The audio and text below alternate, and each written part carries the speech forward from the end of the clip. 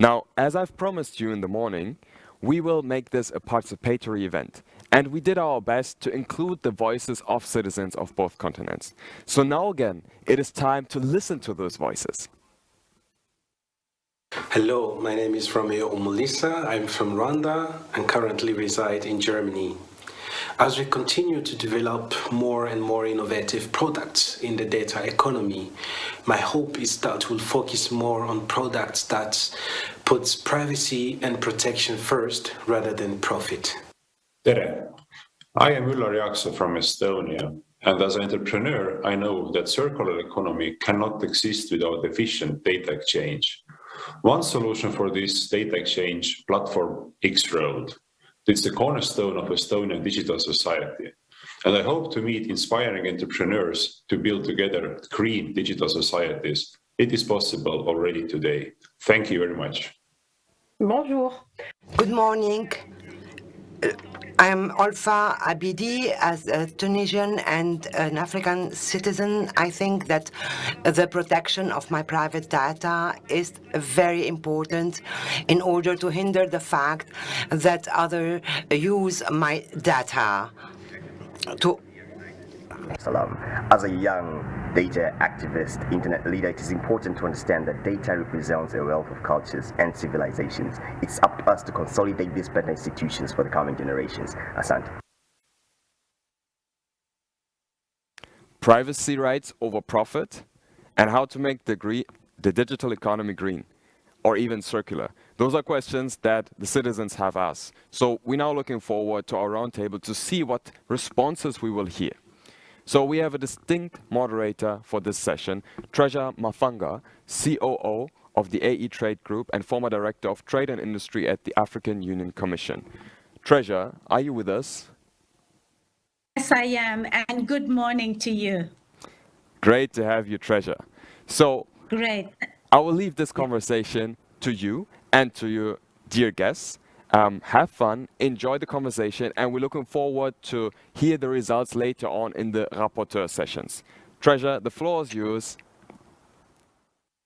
Thank you so much, and good morning to all of you who have joined us. And I want to also welcome our distinguished panel for this very important session that will deal with the topical issues of data governance, especially looking at the question of regulation, what are the challenges and what are the opportunities. What I would like to say is that our panel is actually probably very well represented, different stakeholders. I will introduce them in a little moment, but in order to get us started to set the context, I think we all know that today we live in a world which is driven by data, and it's also very timely that we are having this conversation at a time where the African Union has also been working hard with member states and stakeholders to define clearer policy frameworks, which I'm sure we will be hearing a lot about today. Now, this is platform is all about partnerships. It's all about bringing together the different voices. And I recall in the opening session where Commissioner Urpilainen was talking passionately about regulation and its importance, but also underscoring the fact that we need to have this type of conversation we're having today so that we can understand what are the different perspectives and also how they can enrich the processes that are being led by the member states in Africa, in Europe, and of course around the world. So I would like to start and turn immediately to our first distinguished speaker. We have Mr. Moses Bayingana, who is the Acting Director of Infrastructure and Energy, who represents the African Union Commission today. And Moses, you have 5 minutes to share with us the continental perspective that will frame our conversation today. Over to you. Thank you, Treasure. Greetings to everyone, distinguished panelists and participants, ladies and gentlemen. On behalf of the African Union Commission, I am pleased to join you to this roundtable on policies to regulate data. Data is the foundation of a country's information, knowledge, and ultimately the wisdom for correct decisions and actions. Furthermore, Data is increasingly recognized as a strategic asset and is integral to policymaking, innovation and performance management, and in creating new entrepreneurial opportunities for businesses and individuals. In Africa, both opportunities and challenges exist as we work to optimize the benefits of data.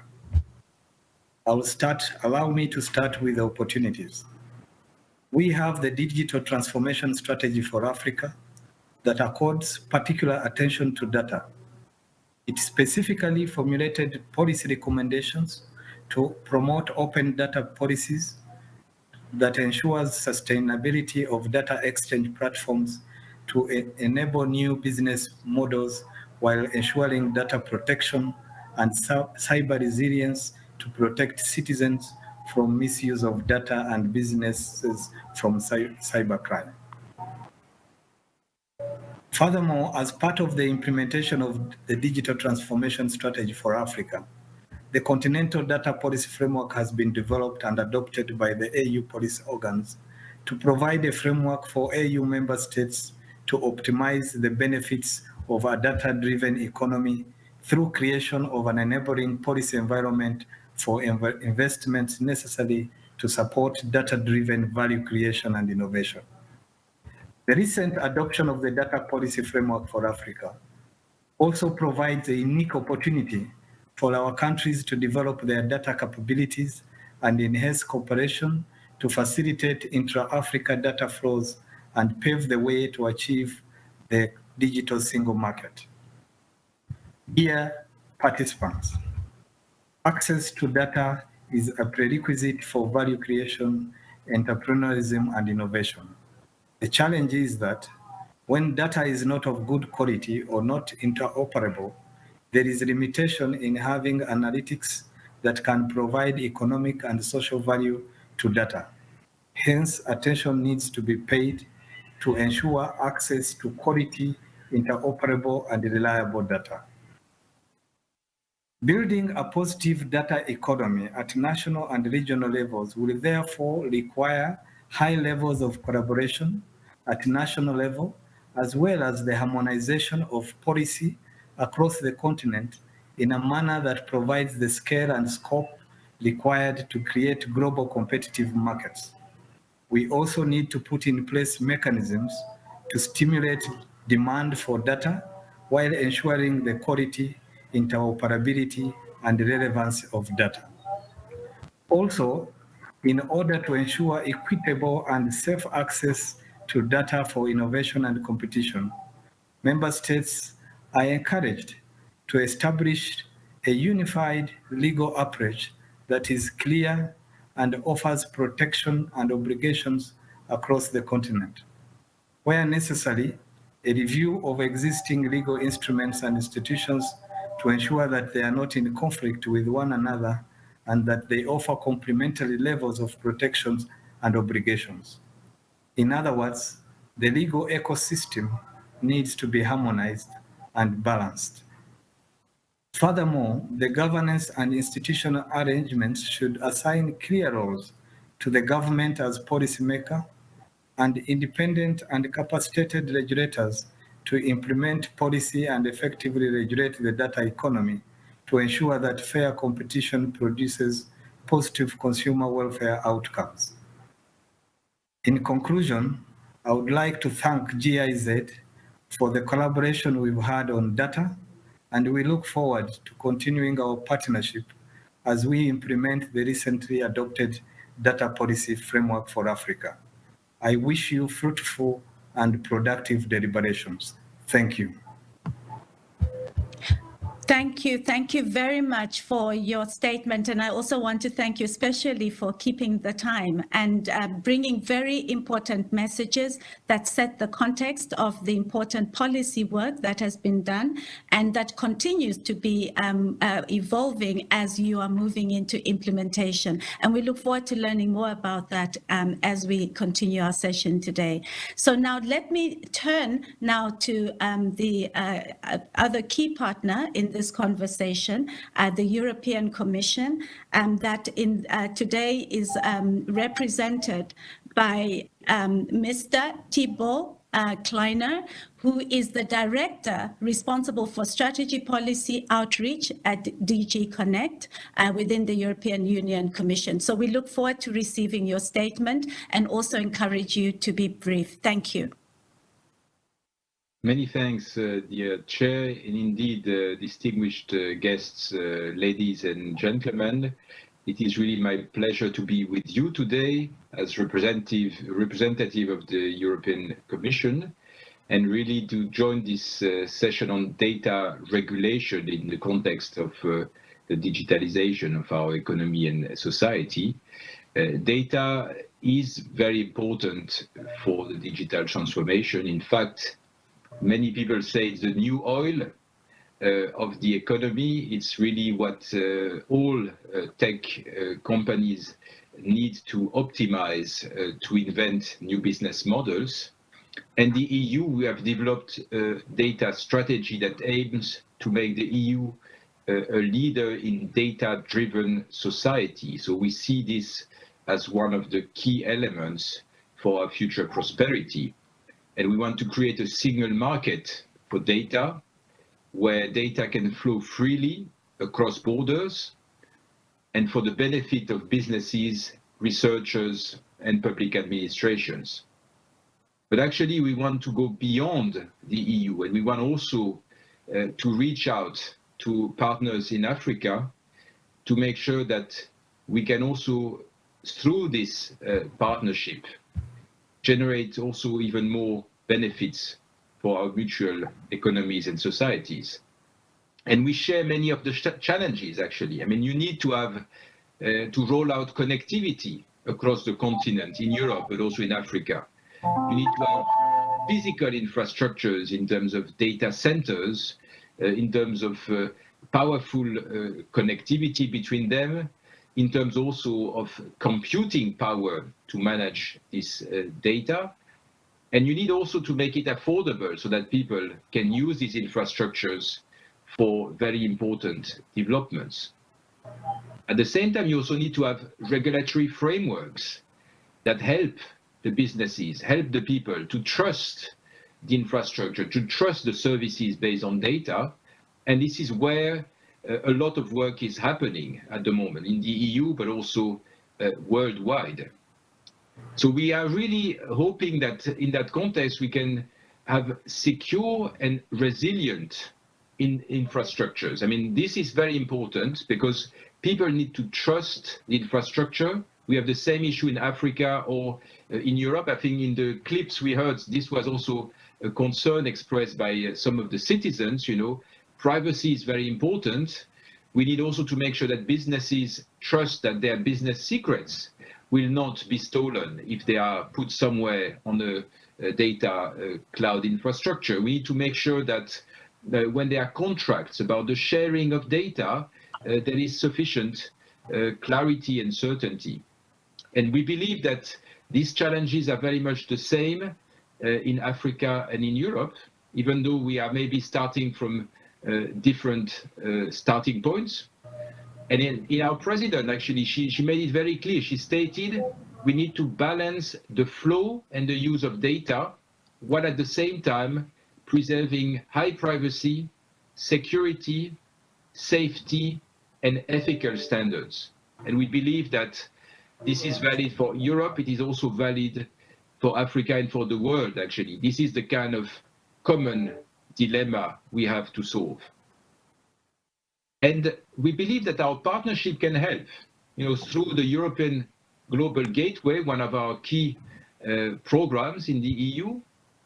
We are ready to support the design of secure and resilient connectivity, also in Africa, and to promote the EU's 5G toolbox to make sure that these infrastructures are safe and secure. We also want to develop and support our data policy between EU and Africa. We have actually an EU-African Union data flagship, so I want really you to know about that. And its purpose is to really support the implementation of the digital policy framework that the African Union has already highlighted. 3 areas: data regulatory frameworks, green data centers, and support to the development of data professionals. So it is very concrete, very tangible, and we are happy to be able to support this. Before I conclude, I would like also to underline that the EU has been very active in trying to precisely propose some legal frameworks in favor of the data economy. Last February, we made a proposal on a European Data Act, and we already have adopted the Data Governance Act. So these two pieces of legislation are very important. On the one hand, the Data Act sets basic rules for all sectors in terms of data portability, in terms of rebalancing the negotiation power of SMEs towards those that produce data, preventing abuse in contracts, and helping precisely various partners to make the best of data sharing and of data valuation. We also have made proposal for international data access and transfer. And this is also something that we believe could be useful for Africa. So in the end, connectivity, developing the infrastructure, making sure that we have the right regulatory framework, that we create trust, and that also we develop new services on the basis of data is a common agenda that we pursue in Europe, but also in Africa. And we are very happy to continue working with stakeholders like Smart Africa, to work on the digital transformation strategy frames, and also to help through our innovation hubs and through activities that we jointly develop, so that this data economy and society can flourish and bring more benefits for our citizens and for our international cooperation. So I will conclude with this and welcome all the participants for a very fruitful discussion. Thank you very much for your statement. Very insightful and informative about the various policy frameworks and the principles that you have raised, which resonate, I believe, with many stakeholders. The importance of building trust, the importance of having quality standards, and also the importance of having all of this work enable and boost the development of the economy and bringing to fore new services and new opportunities that will be very important for sustainable development. So thank you very much for this, and we're also delighted to hear about the flagship project, which is precisely, I believe, aimed at supporting the implementation of some of the frameworks that your colleague Moses talked about as we started the session. So I'd like to bring now the remarks to a close and move to a very exciting part of our program as well, which is a discussion, a conversation amongst eminent panelists who I will introduce briefly, but I will encourage you to just go and look at their profiles, because I cannot do justice to what they bring to this conversation in the limited time. But I just want to quickly do a tour around and say who is in the room to make sure everybody is here with us, and make sure that anyone who is not yet with us, I'm hoping that if they have some connection challenges, they will join us. But we have a big panel, and I'm going to ask the panelists to also keep the time very brief. When I ask the question, try to respond in a minute or so that we can come back and have several rounds of discussion within the remaining time. Now, the panelists that I'm very honored to introduce, the first one I'd like to mention is Mr. Mustafa Mami Diaby, who is a senior advisor on digital transformation at the Office of the Vice President of the African Union Commission. He brings many years of experience, is an expert.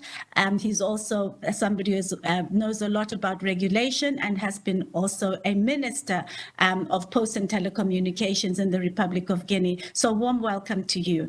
I also want to welcome to the conversation Mr. Didier Nkurikiyumfura, who is the Chief Technology and Innovation Officer at the Smart Africa Secretariat. You heard about Smart Africa a moment ago, so I'm not going to talk much except to say that it is an extremely important platform that is working in different areas, and Didier himself is responsible for several cross-border technology projects that are very much concerned about the topic today, so I'm sure he's going to bring a lot of insights from the perspective of government as well.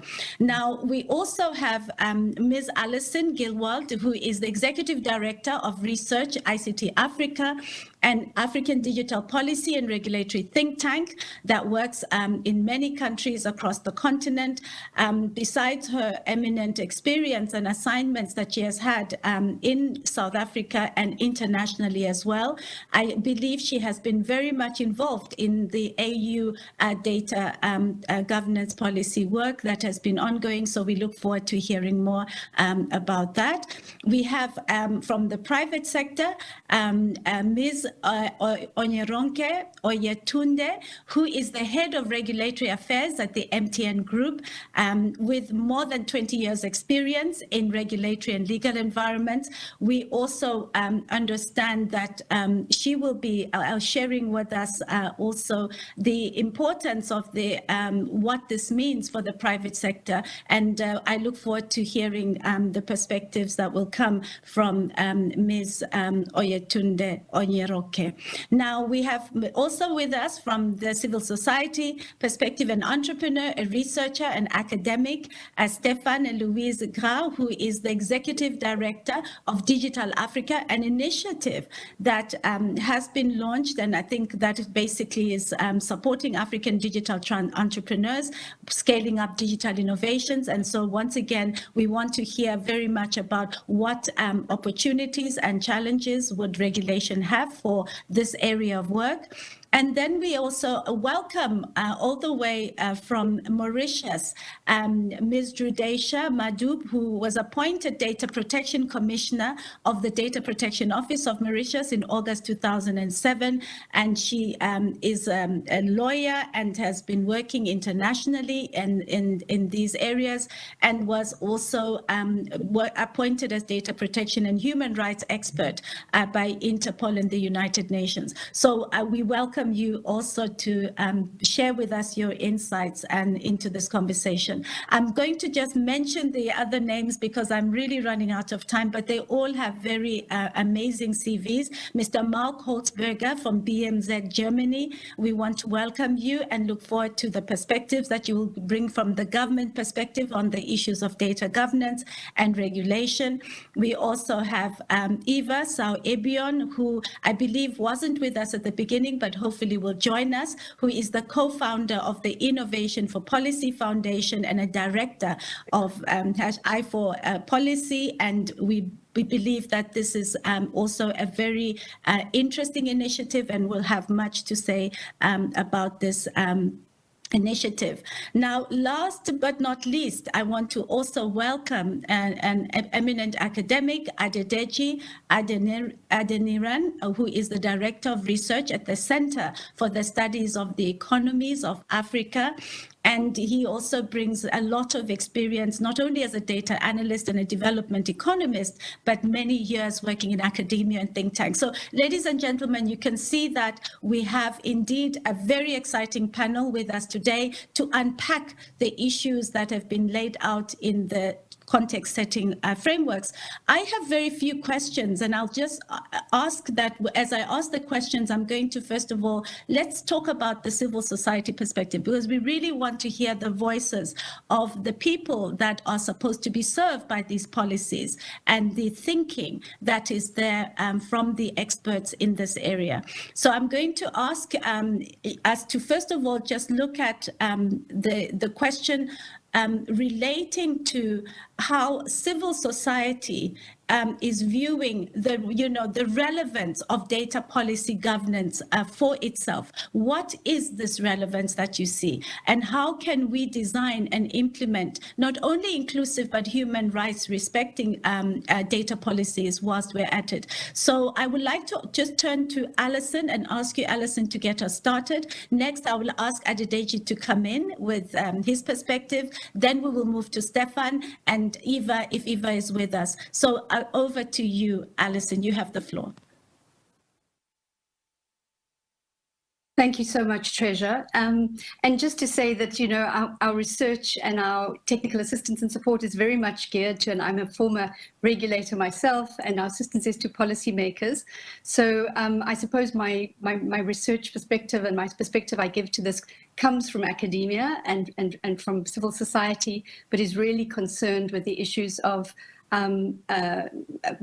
policy, digital policy and data governance, and the issues that this raises from a multi-stakeholder perspective in getting this kind of participation, but very much the core issues that you've referred to around the creation of frameworks that are rights respecting.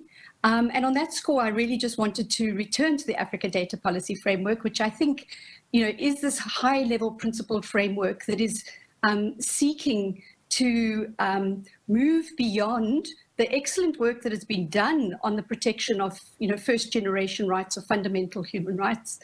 So the work, there's been lots of reference to GDPR, there's been a lot of reference to the data protection work done within Smart Africa, but the data policy framework is a far more extensive framework that covers both personal and non-personal data, and so is really critical for this question that we're concerned with here around inclusive and equitable participation in the data economy and digital economy. And as the previous session has said, very important to realize that we can no longer speak about the digital and data economy as separate as from the other economy. This is the underpinnings that we need at a national level. These are now national public goods that have to be provided. And until people are equitably included, we're not going to have the kind of absorption that we need in order to get entrepreneurs to survive and for markets to flourish. And so it's really important that we extend the notion of rights protection from first-generation fundamental rights to second and third-generation economic and social rights. And these are really the kind of rights, these are the kind of economic regulation that we require on top of the sort of data protection and legal social justice regulation that we need to create a more equitable environment that will make better the current uneven distribution we have of both opportunities and harms. And so far, our data protection is really focused on the harms and protecting citizens from those harms. But we now really need to look at the economic regulation that we need in order to make more even and more equitable participation of people within the opportunities that the data economy provides. And I think that's a really challenging question for us in this regulatory session. Yeah, thank you very much. I think that you have a lot you could share with us, but I think you've also mentioned some important points. And I'd like to hear, what does Adedeji think about this particular topic? What is your take? Please come in and share with us briefly.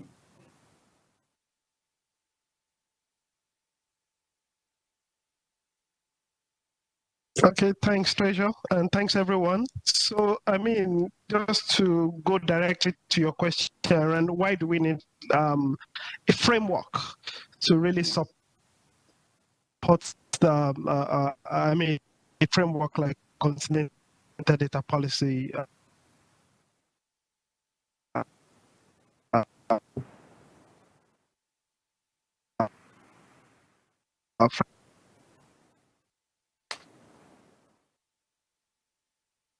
framework for Africa. Basically, we know Africa is faced with a lot of challenges. We have been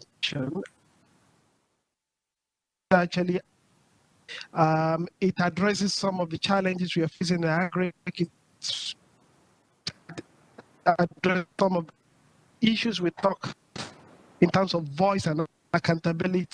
It addresses issues around strong transformation. Absence of a frame, especially at the regional level, kind of limitation that all of themselves. And starting point why this is important, why this initiative of having a framework that ties everything together, enabling us actually to speak to our different challenges. So in a way, it enables us to look at African economy. How can we maximize using new technology? But also it needs to look at kind of challenge, quality that could, what are the kind of human rights challenges? What are the governance restrictions, which we think are very fundamental for every African citizen? How do we promote this? Again, this framework or having a kind of framework or thinking around unifying what's the regional aspiration and priorities needs to be set. I think so. This actually helps us as a continent and as nation in order to start the process of thinking. Because when you look at African countries, it's a big continent, but in a way, it's a small market for many countries. But a unified framework also helps us to support those kind of capacity development, especially for small and part of the area where the regulatory framework is weak. So a unified framework is crucial to aspiration of achieving Africa 2023 or SDG goals or whatever goals you think about at the national level. So it's critical that when we see digitalization as a transformation, if helps to support sorry, critical and the way forward. So I want to thank you very much, Adedeji. Sorry to come in. We can't hear you very well, but we have captured some. Has actually been supportive of that kind from in developing this framework. Thank you. Thank you very much. I'm sorry to everyone. The connection was not the best, so we lost some of what you had to say, but we very much appreciate your thoughts and perspectives about what the importance of a digital policy framework is for Africa. Can hear you. Thank you. Can you? Yes. So we are now moving on to the next speaker because I think we need to just make sure I can hear you. You can, very good. Yes, thank you very much for your statements. Can I ask Stefan to please come in and share thoughts on the same question? From your perspective, what is the importance of a data policy framework? And perhaps you could talk more about what are the key opportunities and challenges as you see them. Thank you. Thanks a lot. Thanks, Treasure. Can you hear me well? Yes, very well. Thank you. Okay, great. Thanks a lot. I'm really excited about the data policy. Yes, thank you. The data policy framework that the AU adopted in February. And I'm excited that now is the time to turn this framework in concrete and tangible action through flagship project. Being an entrepreneur and, as you recalled, Treasure, a researcher and an academic at Allison as well, I want to say I feel concerned both as a citizen, an academic and an entrepreneur of what kind of data economy that we are looking at. And I think that this is very much a question, and a trans-border question and transcontinental question. And we definitely need regulatory legal frameworks that are supportive of innovation ecosystems. African startups that we are supporting at Digital Africa, but also researchers, policymakers, investors, and innovation enablers such as incubators and hubs, they must collaborate all together across the continent to unleash the potential for jobs creation and that is inside a sustainable economy based on data. And I want to say something regarding the continent and a continental approach to data regulation, is that we need an Afrocentric approach to data protection. For example, the GDPR, which is adopted in Europe, is a system based on individual uses of services that require, among other, digital identity. And it's a fantastic vision, romantic vision, I would say, philosophically. European vision based on individuals and that envision privacy right as a human right. So Digital Africa's mission is to support African tech entrepreneurs in their early stage endeavors and in scaling up. And our vision really is that we need a tech made in Africa to drive a sustainable global economy. It means that every aspect of the regulation and data regulation must allow African champions and future champions to compete with foreign players and global platforms. And this is also something Europe is striving for, and maybe in an area where Europe could potentially learn from Africa. So coming back to the data economy, I mean, and this is a very much a thought, but at Digital Africa, we look at data. Everybody speaks of data as a fuel. Some people will speak at data capital, data as labor, data as property. And I think we need a common agreement on what kind of analogy do we need about data. And I will bring in something that my friend Primavera de Filippi, I'm sorry, you need to, yes, please can you wrap up because we don't have a lot of time, but I think your points are made. Please just wrap up your intervention. Thank you. Just data should be envisioned as an infrastructure, something that allow added value services. We need data to create services and to support African champions in competing with global platforms to create added value services, which means that the value chain of data across the continent in Africa must be also discussed. And at Digital Africa, we've launched a program called Data for Digital Africa because the cost of access to data is really too high for African tech entrepreneurs. Okay. And we're striving to offer an infrastructure ensuring a safe and compliant access to open data based on startups. Thank you very much. Sorry, Stefan. I'm going to ask you to please, can I just ask that we conclude because we are really running out of time. We won't have time for everyone to intervene. Yes. My final word is just to say that we want to bring that program in the D4D hub and in implementing experimenting national adoption of the framework. So this is something that I'd like to put on the table, but maybe we can discuss that later.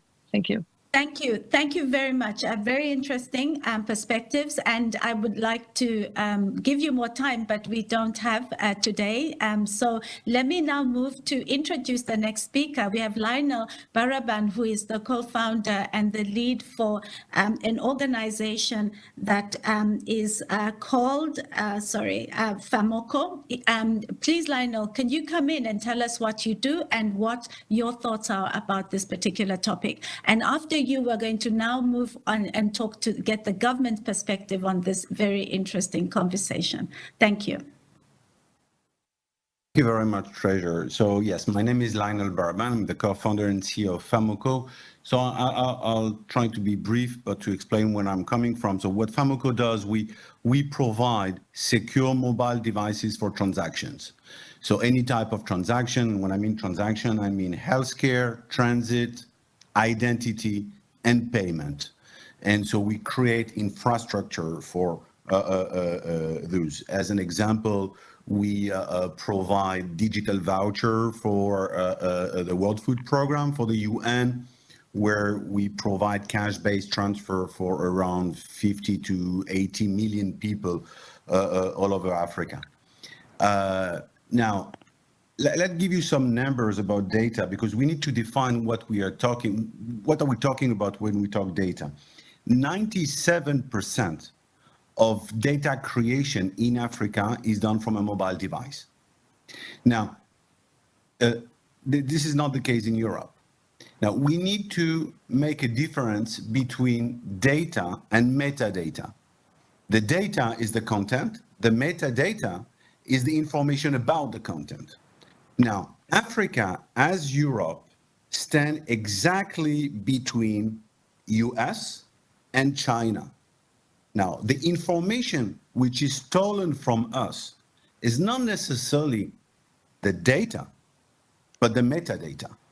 And there is no regulation today for metadata. What FAMOCO does is creating a sovereign Android system. So a sovereign framework to use mobile devices in B2B environment. Yes, you all said data is the new oil. But if data is the new oil, and when we create an infrastructure for transit, an infrastructure for fine management, an infrastructure for payment, for identity, all the devices that are used on the field are leaking a huge amount of data to Google, to China, to America. The question is, are we all, Europe and Africa, becoming digital colonies? And if we don't want... Can I ask you to quickly wrap up and tell us your main message, because very interesting, but we don't have much time. Yeah, what can we do? Yeah. What can we do? We can first ask all the DFI to ask data sovereignty as part of the notation of all the RFP that are issued in the continent. It's not only about quality, price, but also about data sovereignty, and data sovereignty must be part of the notation on all RFP issued by DFI in the continent. Thank you. Thank you very much. Very practical and clear, as that's your recommendation. Now, allow me to turn to the conversation and the question I would like the government and intergovernmental stakeholders to talk to. We'd like to hear your thoughts about how can AU and EU partners collaborate better, aiming to support the successful implementation of this new data policy framework in Africa. And how do you think that this partnership can work together also in the development of harmonized data policies? And we're talking here about data privacy, open data, B2G, B2B data sharing. So we have actually got a speaker that I didn't introduce earlier, and I would love to introduce him now, who will speak first on this topic and will also then allow for other key speakers to come in, both from the continental level and the national level as well. So we have Mr. Didier Nyuri-Kiyimfura is with Smart Africa, and he is eminently placed to tell us more about this question. Over to you, Didier. Thank you, Treasure. I hope you can hear me loud. Yes. Thank you for the opportunity to participate in this very important discussion, and really honored to represent Smart Africa in this conversation. And thank you for this successful hosting of this forum. I wanted just to bring a quick perspective, being mindful of time, that it's an important topic. I think Africa and Europe recognize this. It's 13 hours. We at Smart Africa, working hand in hand with our various stakeholders and partners, including the African Union, the European Union, and some of development partners, as well as the private sector and the public sector. We have put this as I'll say, an important or a crucial topic that needs to be addressed, especially the proximity of the two continents really call for a stronger collaboration. So for Smart Africa in practice, what this entails, it means for us that we need to create a human-centered data economy model that takes into account the uncertainties and risks today with data governance, and especially this new topic that is very important, very fluid. Also, we need also to be able to reflect our values as a society, but also you need to make sure that, and this can only happen when there's an open dialogue between stakeholders like this one that we have here. Inclusion, making sure that we bring everyone at the table. I think this panel is also a reflection of the inclusion that we like to see in the data economy, and to make sure that the right people are engaged and that the risks and benefit of the data economy are analyzed and distributed fairly. And also agility in responding to the new knowledge and new perspective as they come, in shaping data economy, whether it's from academia, industry, innovators, or citizen. I'd like also to share briefly, really briefly, why and what we're doing at Smart Africa as an international partner, convening partner, bringing today 32 head of state committed personally to drive digital transformation. I'm sorry, Didier. I would love for you to share this. I think we need to circulate it because right now what we really would love are your key messages in terms of the topic. And you've actually given us a lot already to reflect on. And I've been listening carefully to the point you've made about the human-centered data economy model and so forth. Is there anything else that you want us to take on board as we look at the way to move forward on the topic? Thank you. Well, I think the key message is really to continue to work together. We have frameworks in place.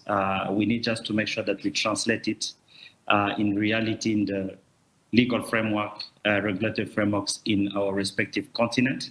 And that's the work that we're doing at Smart Africa. We're working with our partners to make sure that each country has the right environment to make this the data governance and the data economy cooperation stronger. I think for the sake of time, I'll probably not go on the details about what we do, but thank you again. Yeah.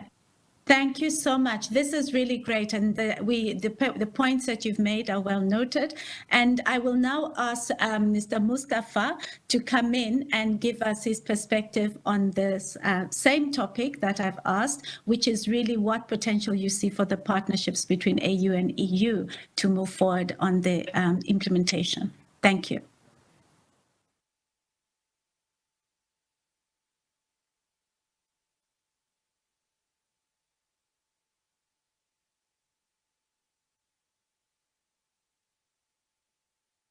Hello? Do we have Mr. Mustafa with us? Maybe not. If not, then maybe he's dropped out. Perhaps I can then turn to Mauritius and ask if you please can you come in, Judesha, and share your experience. Everybody's talking about frameworks, but it all happens at national level. So please take the floor and share with us. Thanks, Treasure. I will try to be within the 4 minutes so that you don't interrupt me at the end. I will just thank you, please. Yes, don't worry. Yeah. So the framework, yes. Yeah, go ahead. Yes, thank you. So the framework, the data policy framework from the African perspective, I think is indeed calling for a complete revolution, a complete revamping of many African national systems from a digital and datafication perspective. And there is a need to formalize many initiatives that have been highlighted in the framework into national policy commitments, because governments will be the key actors in making this policy happening. Implementation is going to be effective if it happens at the national level. So ambitiously, what we're talking about is a new Africa. And for that to happen, we need strong support, and the support coming from the EU is most welcome from all aspects that you have, the EU representative has highlighted.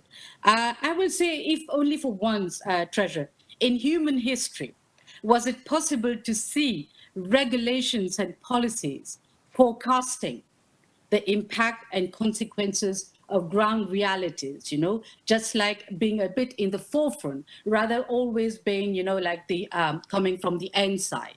In Mauritius, there's a famous saying which says, after death, you get the remedy.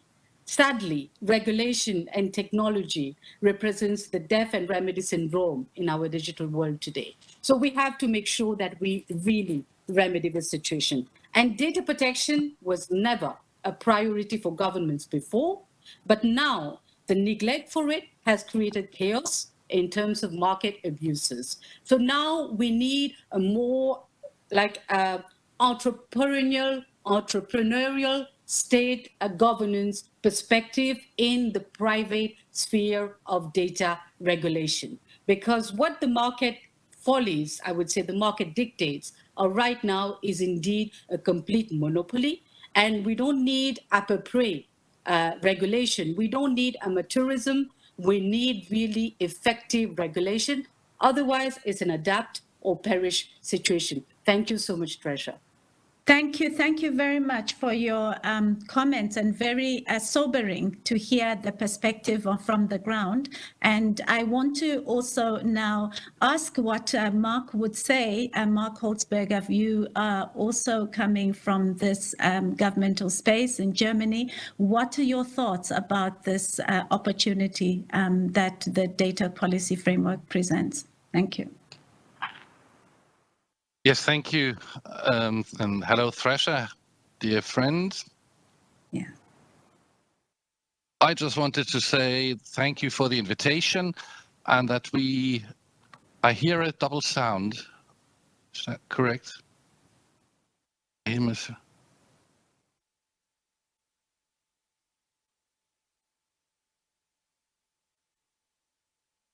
try again. I have an echo on my mic. Right. So should we come back to you? Yes, please. Come to me back later. Yes, I can do that. I think let us move along and let's turn to the private sector now, because I think the private sector is such a key stakeholder. And I know that the representatives working in this space have been very calm and quiet and waiting for an opportunity to share with us. So the question I have for the telcos like MTN and others, what are the key aspects for this value generating data economies that have been spoken about? What do you believe are the practical ways in order that we could create an enabling regulatory environment? And and as you are speaking to that question, perhaps you might wish to also talk about your thoughts briefly about this, what is needed to support a data-driven innovation in sectors such as agriculture, health, fintech, and e-commerce. So over to you. Thank you very much.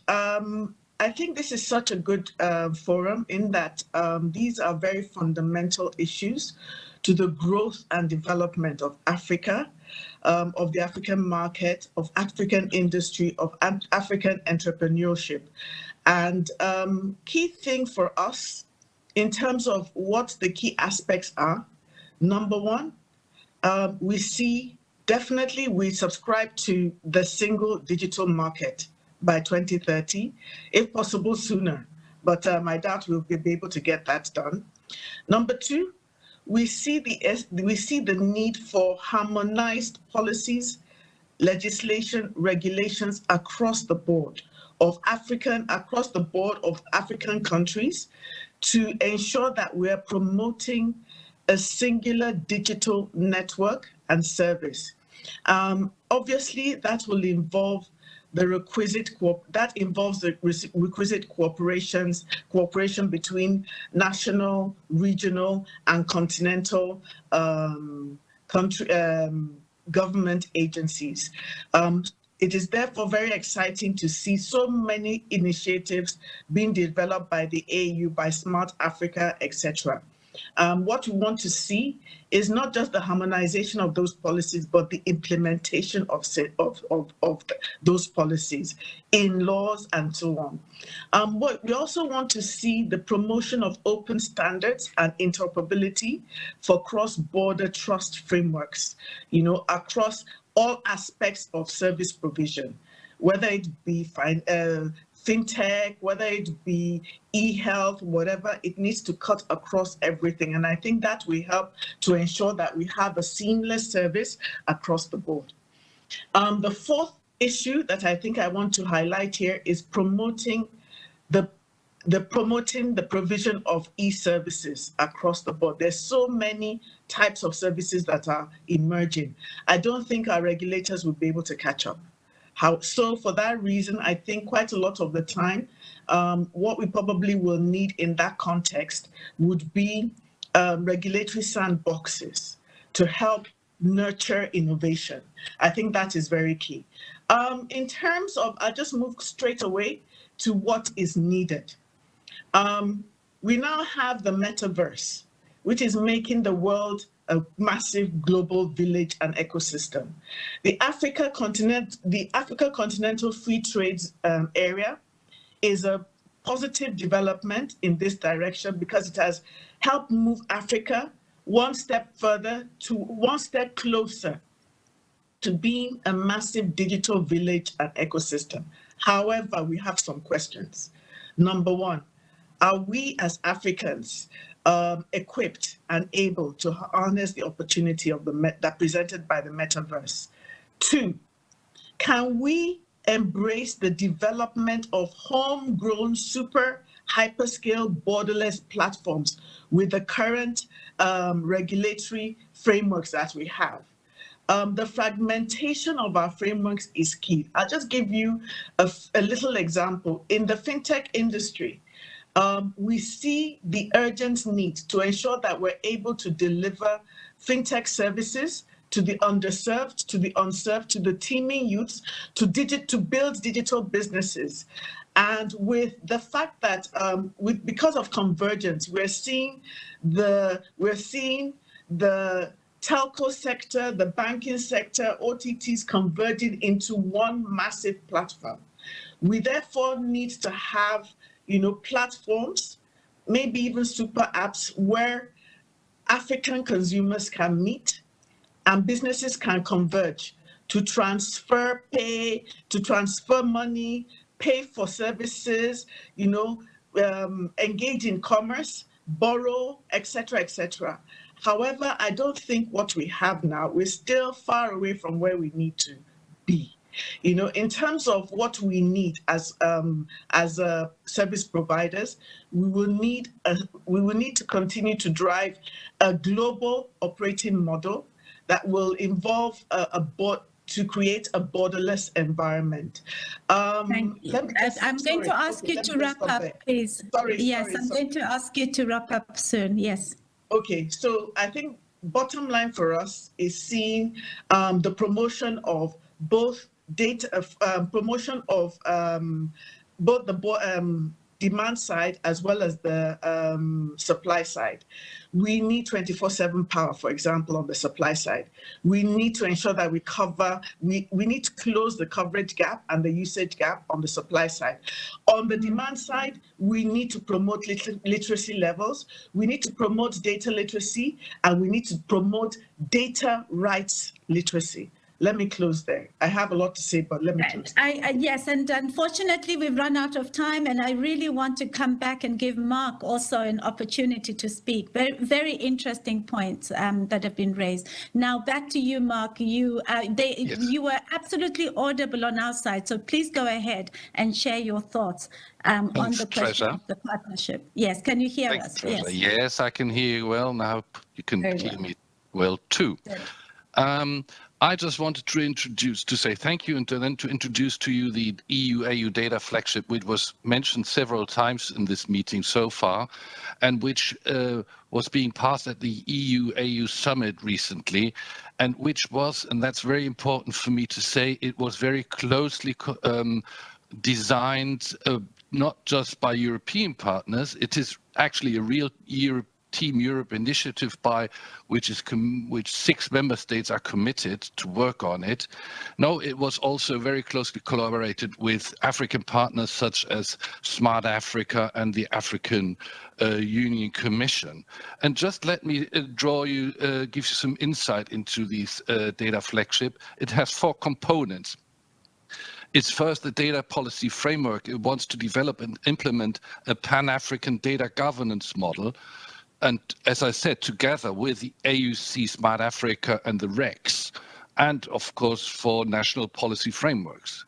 Second pillar is that it wants to implement national data economy projects by supporting local data-driven innovation and development of data use cases in African countries.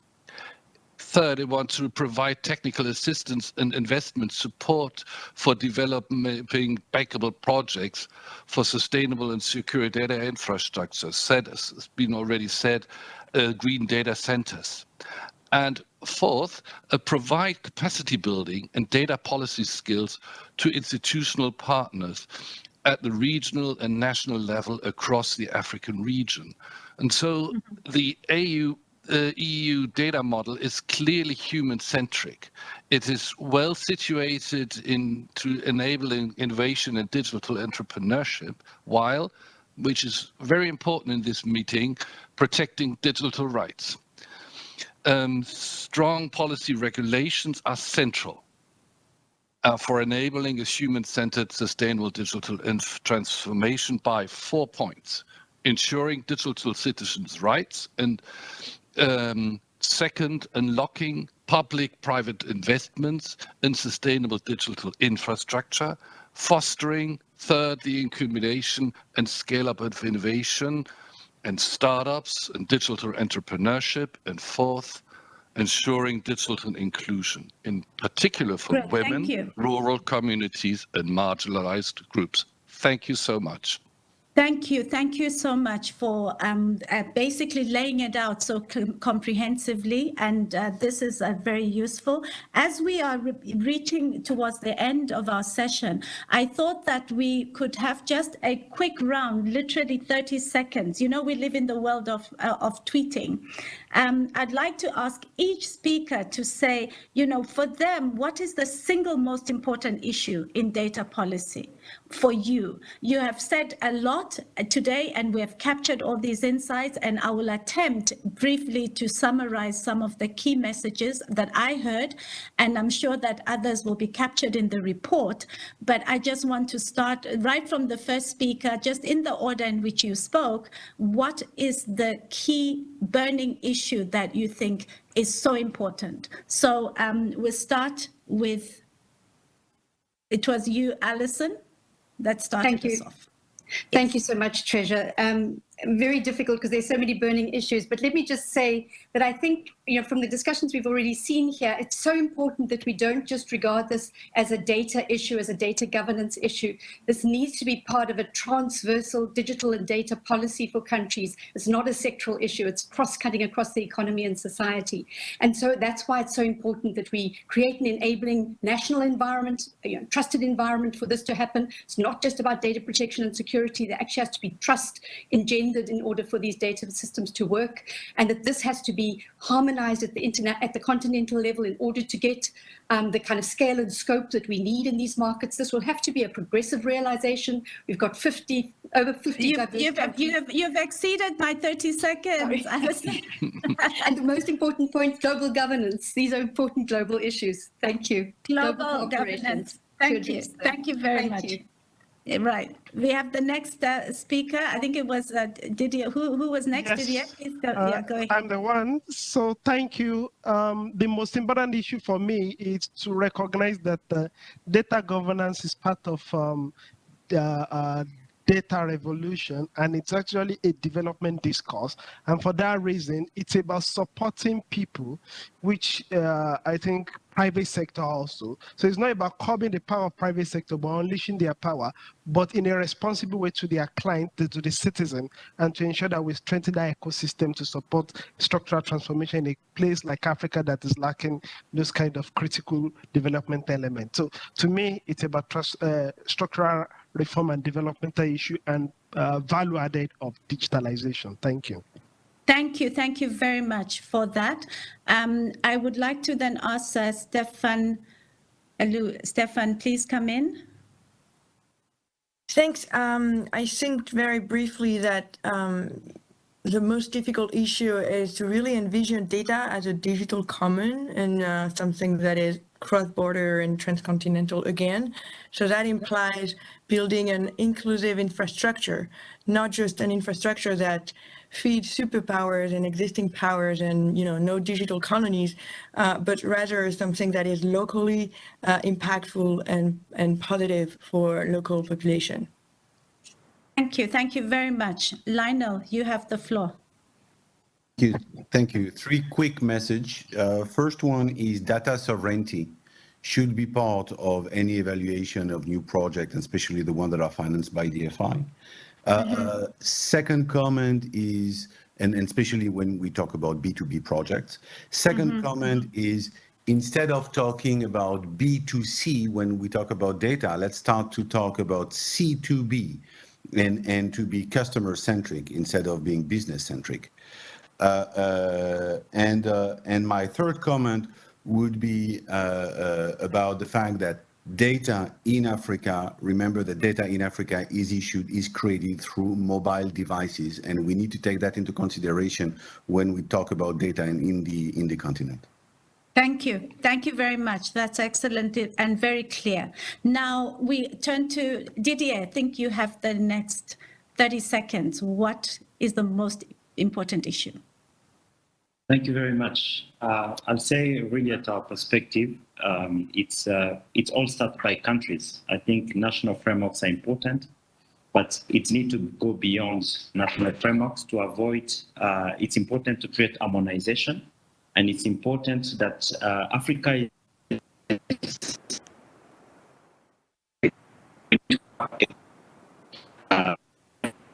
let's collaborate into and agility. Lastly, we still have a big issue of capacity. Sometimes there are frameworks, but don't have means to implement these frameworks in place. It's important to strengthen the capacity so that we can better collaborate with Europe. Thank you. Wonderful. Thank you so much. That is excellent and clear. We have, I think next was, who was after you? Didier, it was Judesha. Please. Yes, Treasure. Yes, I'm just thinking that we have to appreciate that the continental initiatives on data policy, most of them are not legally binding. And to ensure that, strong data governance is possible, we really need strong commitments from every stakeholder involved in the project, ranging from national to international level. And also, very important point I want to highlight is we have to be very, very cautious about the transplant effect of laws into national or even regional frameworks. For example, let's talk about a little bit about the EU GDPR, for example. We know, we have seen the ups and downs of legislations across the world. So we have to be very conscious of this and ensure that when we harmonize, we know what we are harmonizing with the context that we are in. All the data regulation is something that has become increasingly global, and we appreciate that, and the principles are almost the same across the world, but still, I will be very happy if people around this table could be very conscious of this suggestion. Thank you so much.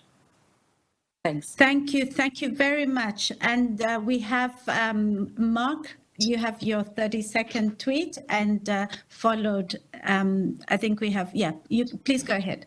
Mark. Yes, thank you very much. For me, it's the challenge of the combination of three aspects: inclusiveness, sustainability, and security. Security means security for the personal rights and as well for companies and governments. Thank you. Wonderful. Thank you. Thank you very much. And we have the last word from you from MTN. Please go ahead. I think number one, harmonization of policies, legislations, regulations across all African countries, and enacting requisite laws and implementing those harmonized frameworks. It's so important. Otherwise, we will not have a seamless market, single market. Two, addressing both the demand side and the supply side of the fundamentals of the bedrock of what we need for data: infrastructure, investment, and literacy levels. I just want to highlight those two. And then the last thing I want to say is that there is an urgent need to promote and implement seamless cross-border data flows across the African continent. That's it from me. Thank you. Thank you. Thank you very much. What an amazing panel. I think that you have mentioned throughout this conversation today some very important points, giving insights from your perspective, whether you're coming from, we heard from the perspective of the civil society organizations and from government and the private sector. And what seems to resonate is this common vision of a human-centric data policy governance framework. What I also heard was a very strong call for us to be customer-centric, looking also at the consumers and their needs and their diversities. I think this was really very much an overarching message. I think also there was a great deal of enthusiasm about the fact that we now have a policy in place and that it does not add any value if it is not implemented. So at the continental level, we may have very good, and we do often have very good policy frameworks, but the domestication, the implementation, the enforcement of the laws are extremely important, and that we're not talking about policies that are sitting in a silo, that this is mainstreamed into, this is part of the society that we have, not just the economy, but the society as a whole, which is there. And so the idea that this is really a development discourse as much as it's also a call for integration, for harmonization, for boosting sustainability and competitiveness. And so I want to say that, you know, this is in many ways a continuation of a conversation, because I know the African Union has had consultations already in terms of coming up with a framework, but I want to encourage that we find spaces, and you know, the D4D Hub, I think, is one important space where such discussions can come out and we can listen carefully to the sensitive points. I've really listened well to the important points about quality, standards, capacities to work together, and also the importance of not losing sight that at the end of the day, equity, inclusiveness, and equity is something that many stakeholders seem to share as a common value. And this idea of a single African data market, it is more than an idea, because indeed the AFCFTA and other policy frameworks are moving forward in that direction. But I think the voice of the private sector, listening to what it needs to create jobs, decent jobs, massive number of jobs, which the continent needs given its youthfulness, and that these benefits are not just benefits that are restricted to Africa. The partnership with Europe makes a lot of sense because some of the issues resonate for Europe as well. So there's a shared learning and experience that has happened today in this framework, but there's also a recognition that we need to make sure that it goes beyond talk. We leverage investments, we build the infrastructure together, and in that there are opportunities for all. So I want to thank each and every one of you for coming today and to be part of this conversation. And I want to also really have just one apology for the audience. I would have loved that we have time for questions. Unfortunately, today it was not possible to do that, but I think that the polling that has been happening about the key issues really helps us to get an insight on what people think, because everybody's view matters.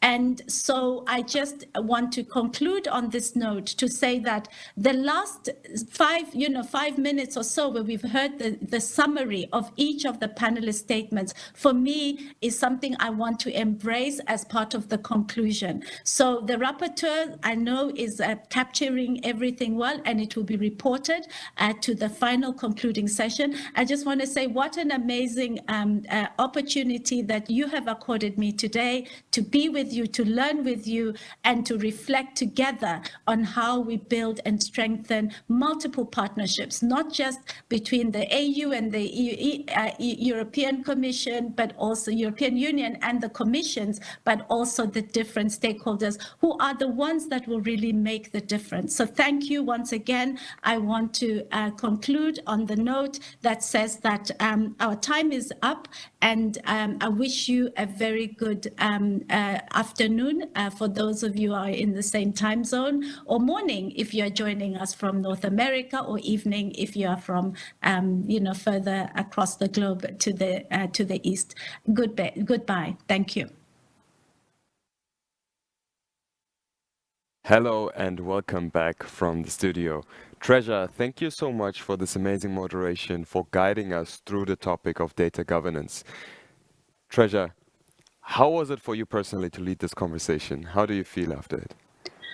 I feel elated actually because I was so conscious that there is a lot to be shared. And I think our panelists were all amazing, that there is a great deal of depth and richness that came out. And I really enjoyed every moment. And I'm glad that we were able to use the time to bring out the key issues that the people in this conversation wanted to bring out. So thank you for the opportunity. Thanks, Treasure. Thanks again for leading us through this important conversation.